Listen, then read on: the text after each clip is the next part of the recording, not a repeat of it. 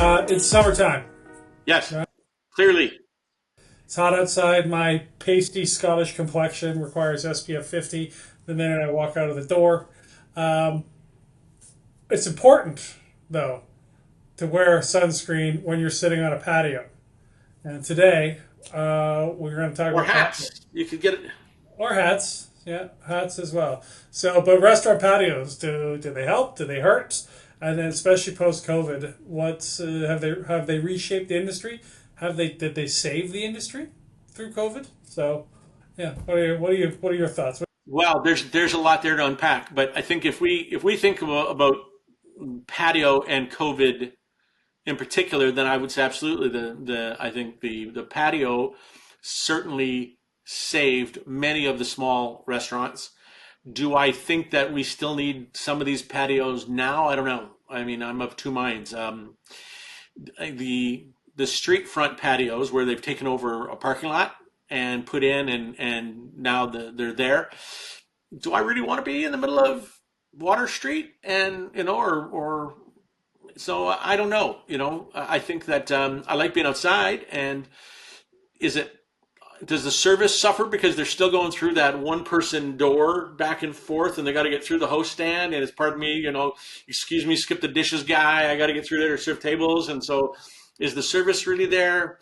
I don't know, but I think anything you can do to put more seats for more bums is probably a good idea, but you got to be ready and you have to, like, there's an operational component to this that has to be served and they have to understand. Um, I certainly think that putting so much money into a patio that it's just going to be in the wrong spot, or you get the vagrants or the druggies, or the buses that drive right by, and it just blows over everything. It's like, come on, man, what were we thinking? Like this was not well thought out.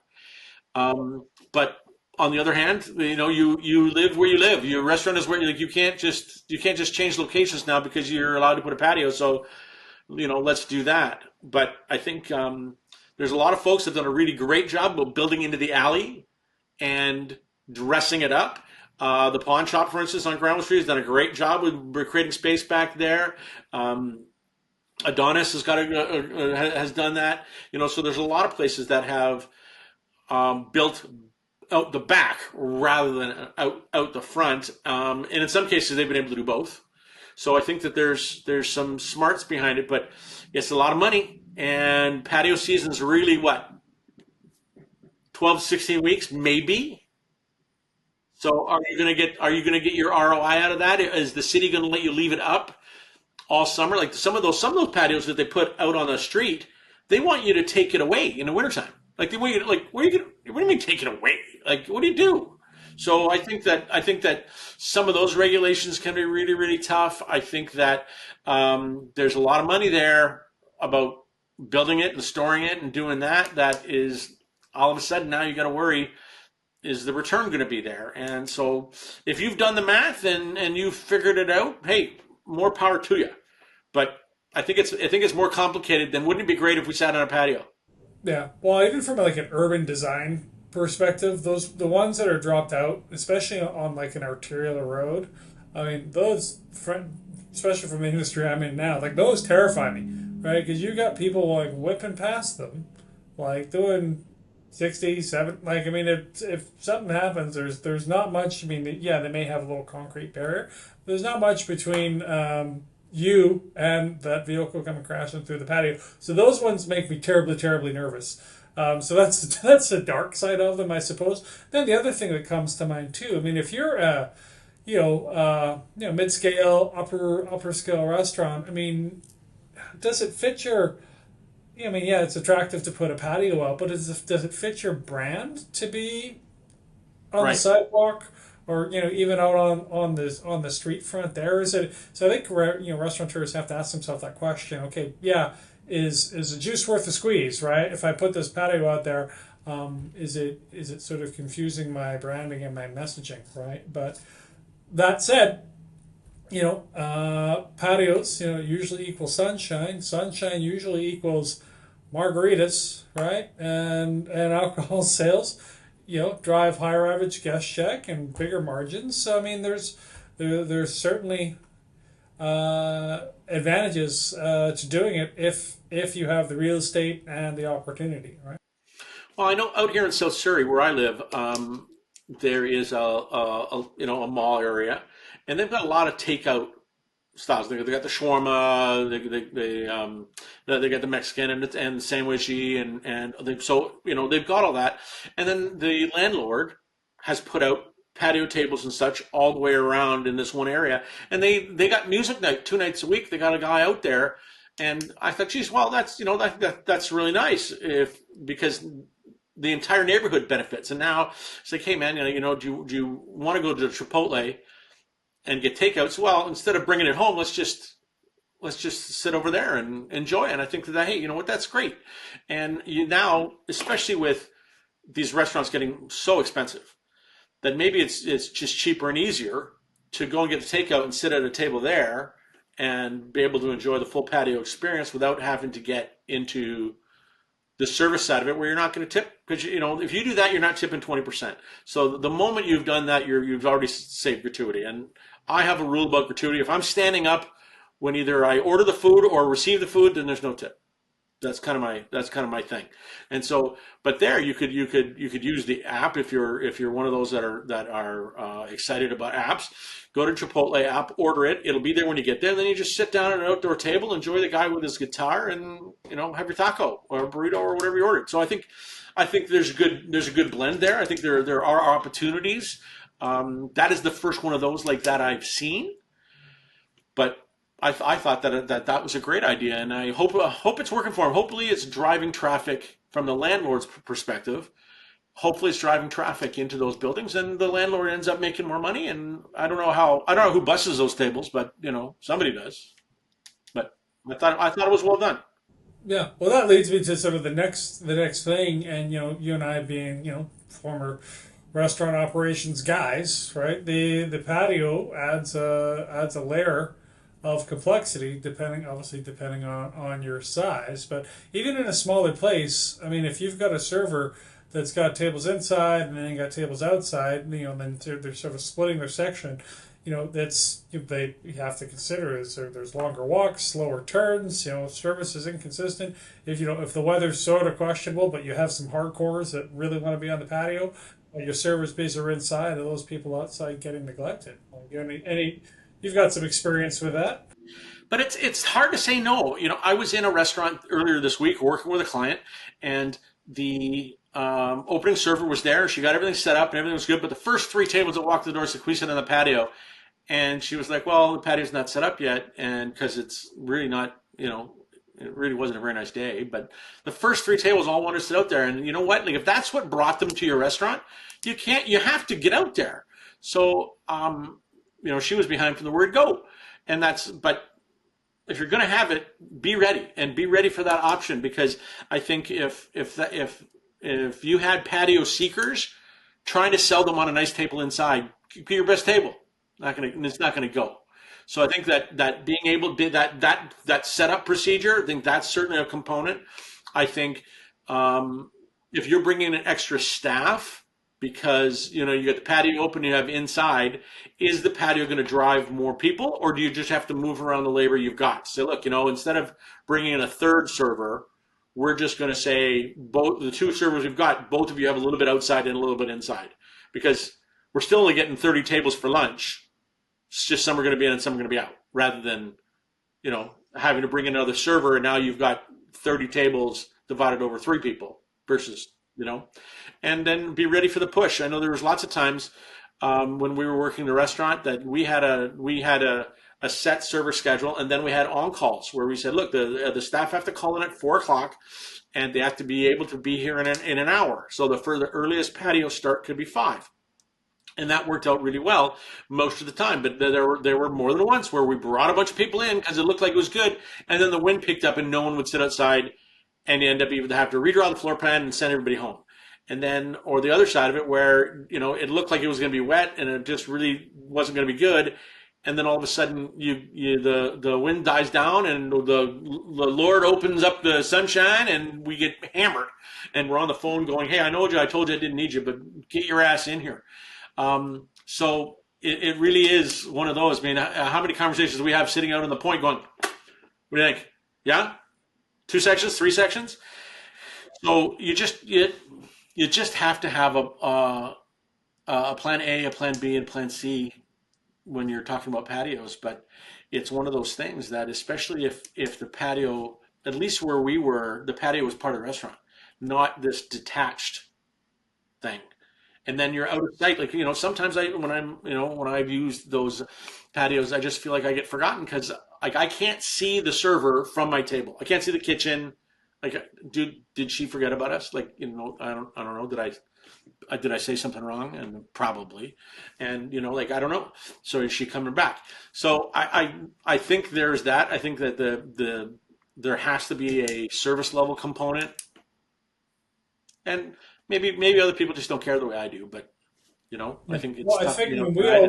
And always assumed like basically Easter to Canadian Thanksgiving, you kind of almost have to assume you're gonna have at least a section opened, right? yeah, yeah. And if you've got a covered patio, right, where people can sit out there even when the weather's not great. I mean, it's just expanding your capacity, which is great.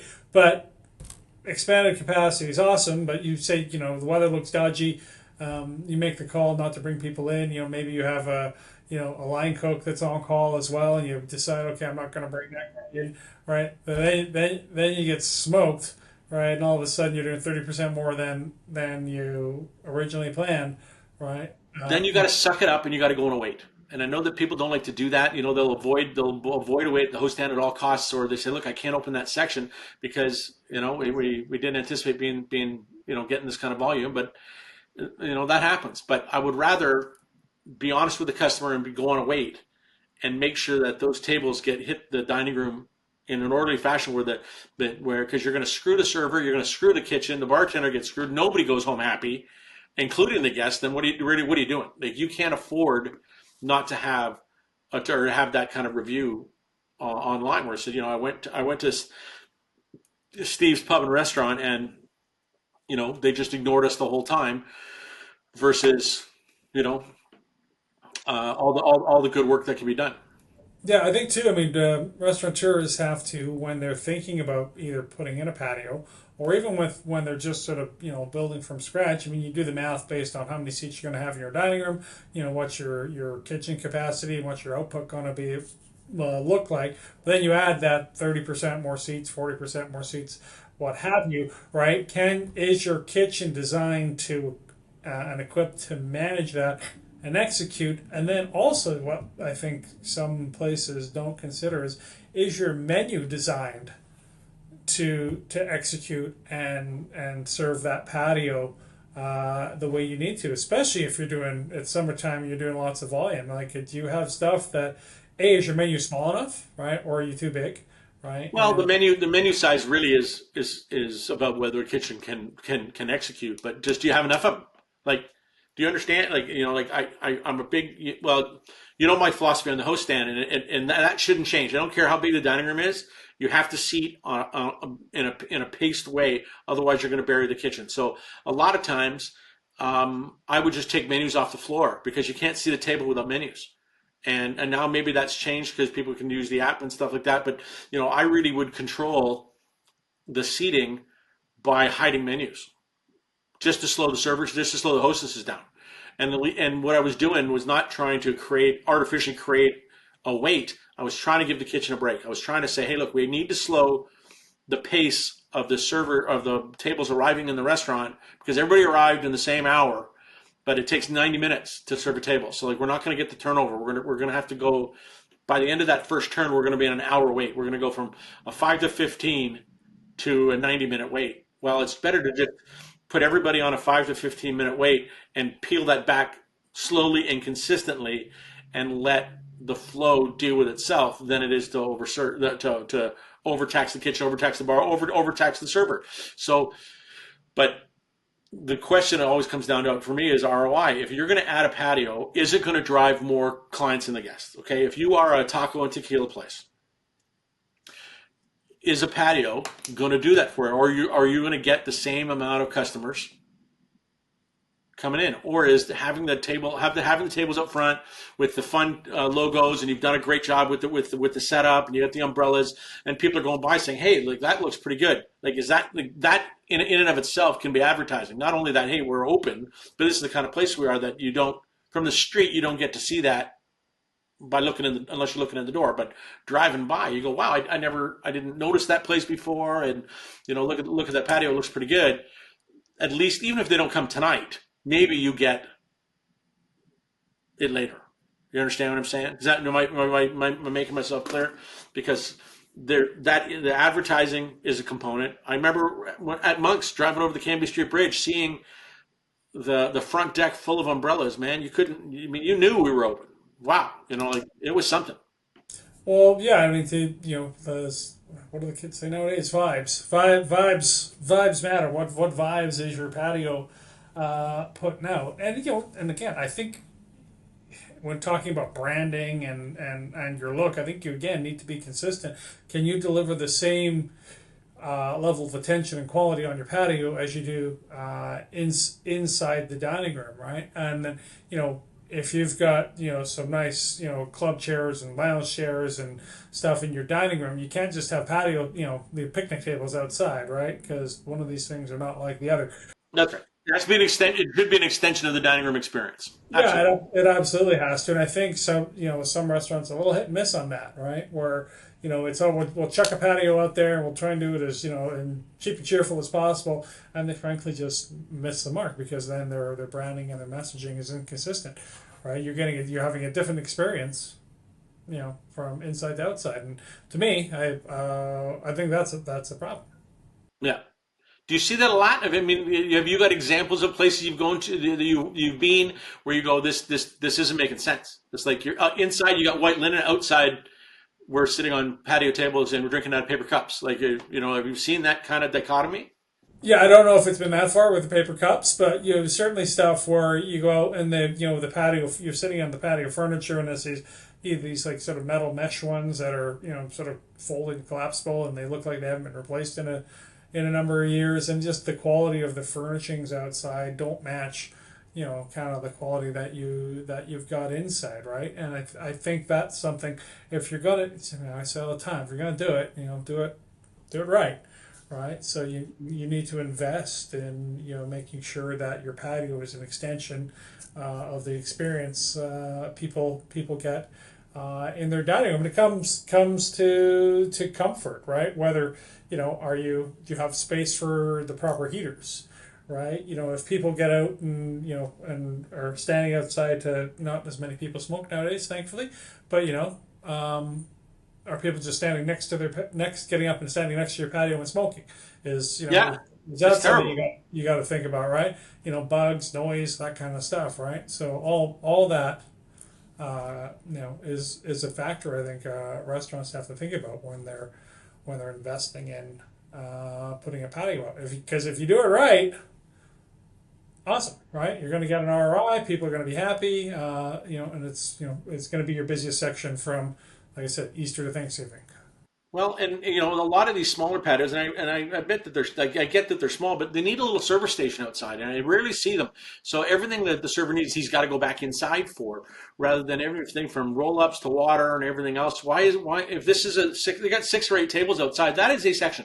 That section needs to have a server stand ready to go. Then you can do it in such a way that it doesn't take up a lot of real estate. But man, like, come on, like this is they make it harder for the server, and I think the service just really goes down when they've got to do that. And you've got 3 people coming outside, and all of a sudden it's like, oh hey, I forgot you guys were here. I'm like, yeah, I got that. Yeah, I know. I've seen that for sure. Well, I think too. I mean, and thankfully this year, as I look out my window, it's sunny and blue skies. But BC recently, tends to catch on fire in the summer, and then the skies are, well, a little bit, but almost everywhere, right? The skies are full of smoke, hotter summers, smoky air. If you've invested all that money on a patio and then you can't use it, I mean that's certainly a problem. That's going to be a challenge to your profitability. And the industry's nickel and dime. industry, right? You need to save it, and you need to capture it every sort of where you can. So again, there's all this volatility that you have to consider for sure. So So I think the lesson in there is really, if you're going to do it right, and what are all the have you really thought it through? Have you looked at all of the little things that are going to make it successful, or it's going to bury it? Because if you're going to put the money into it, my God, man, why don't do it half-assed? Really, really think about it and get the most, because we've already identified there's lots of different things that having a patio up front can do for you, in addition to just having more space.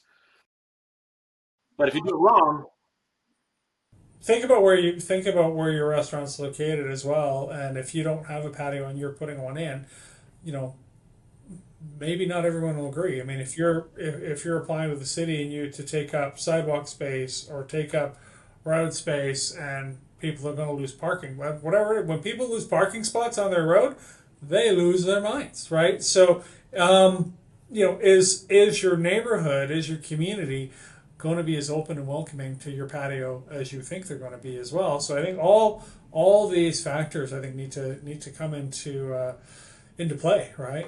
Is it, because you're in an urban center, but is your patio the right fit? Is it, is it going to get approved? If, when it is approved, are people going to sit at it?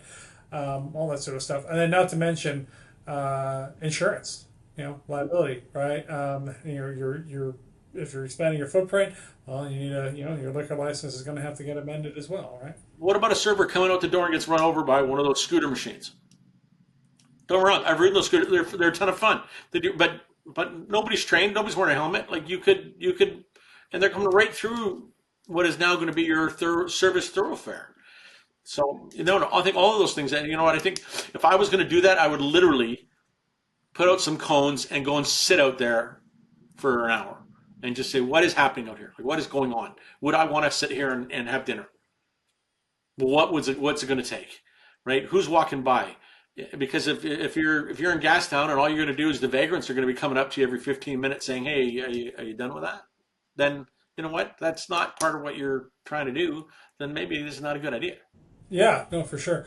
I think too. I mean, like, but what's the future of patios, right? Are patios going to be a year-round thing? I mean, if there's climate change and the weather is hotter, maybe we need more. But should restaurateurs invest in, if their patio is successful? Should you be investing in extending your patio season? Right? Can you? I mean, I remember days where we would be closing up the patio, and for the last time, like on Halloween, right? If you had a really great sort of late summer there. Well, we extended it using heaters and blankets, and we could put out, what was it, 12 or 15 servers out there, and so then all of a sudden we're only opening the side deck and the chute, and we're okay. Now it's only four servers, and now it's three, and then now the bartender's taking those tables. But they were there. You could do it. You could do it.